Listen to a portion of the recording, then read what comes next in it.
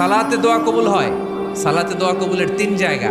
একটা হচ্ছে তাকবীরে তাহরিমার পরে আমরা সানা পড়ি না, আমরা তো একটা পড়ি, আল্লাহর হাবিব সুন্নাহ এবং নফল নামাজে আরো পড়তেন সানা, ওই দোয়া কবুল হয়। দুই নম্বর জায়গা সালাতে সেজদায় পড়ে দোয়া করলে কবুল হয়। আকরাবু মা ইয়াকুনুল আবদু মির রাব্বিহি ওয়া হুয়া সাজিদ ফাকসিরু ফীহি দুআ। বান্দা যখন সেজদায় লুটিয়ে পড়ে বান্দা আল্লাহর সবচেয়ে কাছে চলে যায়। তা কিন্তু বিশ্বনবী বলে সেজদাটা তোমার রবের কুদরতি পায়ের উপরে পড়েছে। সেজদায় পড়ে দোয়া করেন।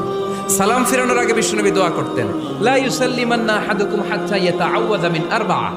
আল্লাহর হাবিব বললেন, চার জিনিস থেকে পানাহ না আছে আমার কোন উম্মত যেন সালাম না ফিরায়। তারা যেন পড়ে আল্লাহুম্মা ইন্নী আউযু বিকা মিন আযাবিল কবর, আউযু বিকা মিন আযাবি জাহান্নাম, আউযু বিকা মিন ফিতনাতিল মাহইয়া ওয়াল মামাত, আউযু বিকা মিন ফিতনাতিল মাসিহিদ দাজ্জাল। আল্লাহ কবরের আযাব থেকে বাঁচাও, আল্লাহ জাহান্নামের আগুন থেকে বাঁচাও, আল্লাহ জীবন